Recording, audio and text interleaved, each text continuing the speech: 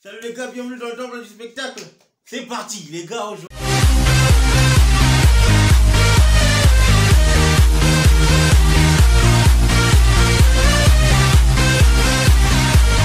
on est là. L'année dernière, Rodrigo a crucifié Manchester City face au Real de Madrid. Rodrigo a crucifié Manchester City face au Real de Madrid. C'était une équipe du Real qui s'opposait à celle de l'équipe de Manchester City. L'an dernier, on a dit, ouais, ça va, le truc c'est que le Real n'a pas de force, le Real n'a rien comme collectif et ils vont finir par se faire écraser par Manchester City. Et au finish, grâce à la magie de Cabernet, grâce à la magie du petit Rodrigo, le petit il adore la Ligue des Champions, il adore la Champions League. Le gars, il avait mis à terre l'équipe de Manchester City. Et quand je pense que ce match-là,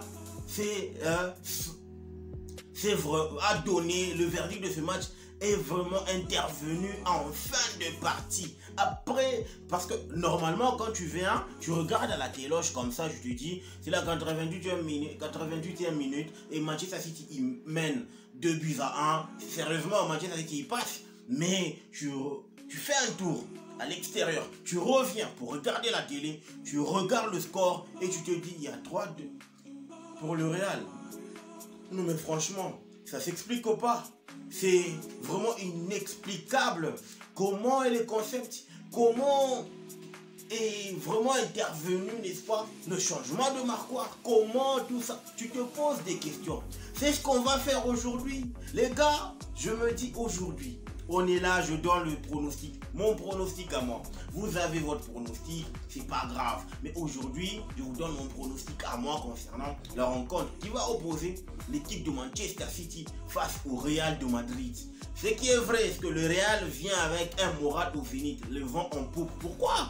Le Real vient d'être sacré champion de la Copa del Rey avec un Rodrigo tout feu, tout flamme. Le gars qui donne le titre à l'équipe du Real de Madrid. Le gars, ce qui est évident, le Real de Madrid viendra avec ce sursaut d'orgueil là pour dire voilà, je suis le champion, je n'ai rien à craindre, je viens dans ma tanière, je vais tout taper, je vais tout tabasser et prendre mes 3 points, aller renégocier le match retour, n'est-ce pas? Et ça c'est très bien, mais là où je pense que ça va être un challenge pour le Real, ça va être un challenge pour Manchester City, c'est que aujourd'hui, actuellement, les deux équipes sont équilibrées. Il n'y a plus de rapport de force. Même si, je dis bien même si, Manchester City, la balance penche beaucoup plus du côté de Manchester City en ce qui concerne l'équilibre de l'équipe. Parce que oui, collectivement parlant, même le Real ne fait pas face à l'équipe de Manchester City. Parce que cette équipe-là est complète de la ligne de but jusque là où il y a Erling Braut Haaland, le gars qui est en train de tout casser. C'est ce qui me fait peur. Comparativement à l'année dernière, l'équipe de Manchester City manquait un buteur. Oui, c'est vrai. Il y avait Gabriel Jesus, mais c'est pas le même standing qu'Erling Braut Haaland. C'est pas le même standing qu'un certain Riyad Mahrez. Aujourd'hui, Riyad Mahrez porte cette équipe de Manchester City. Pourquoi? Parce que à lui tout seul, le gars il fait des assists. Le gars, il est maintenant sur le trône du roi. Sérieusement, même Guardiola commence à la doubler. Et c'est ce qui était rare au début. C'est ce qui était rare lors de la saison précédente. Mahrez, on a tourné sur lui lorsqu'il avait manqué l'occasion de tuer le match. Je me rappelle, Mahrez marquait ce but-là, le Real était plié en deux. Mais malheureusement, comme tu dirais, le Real était accompagné par une certaine baraka, par une certaine magie, par une certaine, je sais pas, baraka de la Ligue des Champions. Mais aujourd'hui, moi je pense, par rapport aux bookmakers qui ont donné, n'est-ce pas, qui ont donné le pronostic du match, je pense, à mon humble avis, le Real va perdre cette rencontre. Le Real va perdre. Oui, le Real peut perdre la rencontre, bien sûr. Mais est-ce que le Real perdra la demi-finale de cette Champions League? La réponse est difficile. Mais je pourrais pencher pour un oui parce que je supporte les Anglais. Parce que je suis fan des Anglais. Mais ça va être difficile d'aller bouger ces gars. Ils ont le vent en poupe, ces gars. Ils ont une magie qui les accompagne sérieusement. À partir du moment où ils entendent cette musique-là de l'UEFA Champions League résonner en eux, sérieux, ça transcende tous leurs âmes, ça transcende tout leur être, afin de performer au haut niveau, afin de performer en UEFA Champions League. C'est ce qui me fait peur, moi. Manchester City manque de l'histoire, mais le Real en a.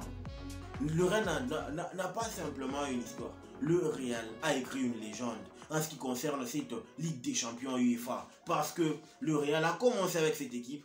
Le Real a commencé avec cette compétition. Le Real vient de loin. Le Real tapait des Reims en 1953 et jusqu'à taper de Manchester City, de Chelsea, etc. C'est là que je me dis, l'histoire du Real va faire la différence en ce qui concerne le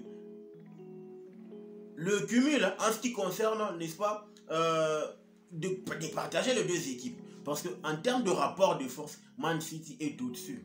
Man City est au-dessus de la ligne.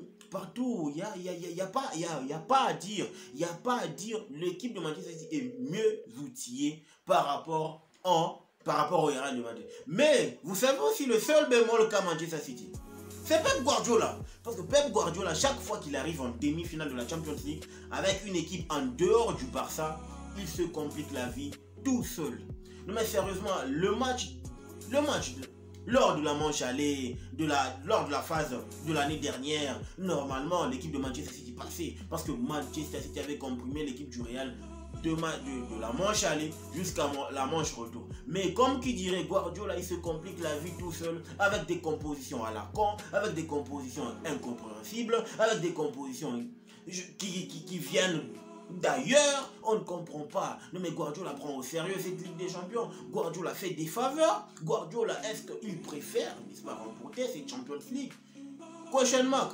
Au vu de ce qu'il fait, c'est le seul bémol, c'est la seule peur que j'ai pour cette équipe de Manchester City. Parce que je ne sais pas s'il veut faire du football de la mathématique, s'il veut faire du football de l'imagination. C'est ce qui complique la vie de Guardiola avec ses équipes. Mais moi j'aurais aimé qu'il soit naturel pour nous présenter une équipe digne de ce nom, une équipe qui va aller affronter le Real de Madrid avec hargne, avec amour, avec passion, avec love, et ça va être joli. Ce qui est évident, c'est que le match, c'est le seul grand match, parce que de l'autre côté avec le Milan et l'Inter, c'est plus ce que c'était auparavant. Oui, à l'époque, il y avait de vrais Milan et de vrais Inter. Mais le cran a baissé un tout petit peu. Nos yeux seront rivés automatiquement, directement vers cette rencontre qui opposera Manchester City à celle du Real de Madrid. Sérieux, c'est la rencontre tant attendue. C'est best-of, c'est blockbuster en ce qui consiste. Si tu es un fan de film, c'est un blockbuster, cette rencontre qui oppose le Real de Madrid face à Manchester City. Mais, comme qui dirait, on va attendre, on va patienter, on va voir ce que l'on va nous procurer.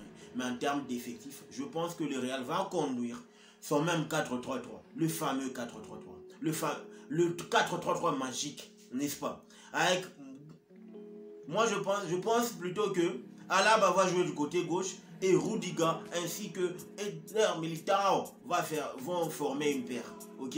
Et Carvajal, bien sûr, Thibaut Courtois dans les perches, et au milieu les vieux routiers, seuls ceux qui savent, n'est-ce pas, tenir la baraque du Real de Madrid. Je vois entre autres Modric, entre autres Kroos, ainsi que Fede Valverde. Sérieux, ce garçon là, il a mûri. Ce garçon, il est royal. Voilà pourquoi je me dis, ça va être difficile pour, n'est-ce pas, Toni Kroos de jouer toute la partie, parce que Fede Valverde va descendre d'un cran et permettre à ce que Modric ainsi que Tchouaméni ou Kamavinga puissent jouer. Et en attaque, Caveno et Vinicius, là où ça va être difficile, c'est est-ce que, au vu de la performance qu'a réalisé Rodrigo Goes en finale de la Copa del Rey, est-ce qu'il sera mis sur le banc? Je doute fort. Je doute fort parce que le petit, faudra qu'on le récompense. C'est le monsieur Ligue des Champions. Il adore cette compétition. Chaque fois qu'il écoute cette musique, ça résonne pour faire, je sais pas, ça le transcende. Et de l'autre côté, Manchester City, moi je pense que Manchester City, avec le nouveau système qu'il a, ce 3-2, ce 3-4-2, c'est un système vraiment incompréhensible. Tu ne le comprends pas. En fait, ça commence avec Ederson. Il y a 3 défenseurs, il y a 4 milieux. C'est pas un 4-3, un 3-4-3, mais c'est plutôt un 3, on dirait un 2-5-2, quelque chose comme ça. Question de comprimer l'adversaire. C'est là que je me dis Guardiola cette fois a changé de philosophie. Guardiola il est imprévisible cette saison. C'est là que ça va être difficile pour Ancelotti de battre cette équipe du Real, de battre cette équipe de Manchester City. Moi je vois une opposition ultra serrée, une opposition ultra intéressante, une opposition ultra calibrée, parce que ce qui est évident, ça va faire mal, ça va faire mal. Gare à l'équipe qui va perdre la rencontre. Gare à l'équipe qui va perdre. Parce que l'équipe qui remportera cette manche, pour moi, cette équipe-là sera sacrée championne. De l'autre côté, il n'y a pas opposition, il n'y a pas confrontation, il n'y a pas match de l'autre côté. Mais ce qui est évident, ce que nous réserve cette rencontre qui oppose le Real face à Manchester City, Guardiola face à Ancelotti. Je doute fort que Guardiola puisse perdre pour la deuxième fois, face à un même entraîneur. Ça ne lui est jamais arrivé en Champions League, mais je pense seulement, et je me dis, ça va être topissime cette rencontre. Jolie. Les gars, dites-moi ce que vous en pensez en commentaire. N'oubliez pas de vous abonner, de liker, de partager la vidéo afin d'apprendre à remplir l'arène qui est... Le football mérite d'être vécu. Ciao.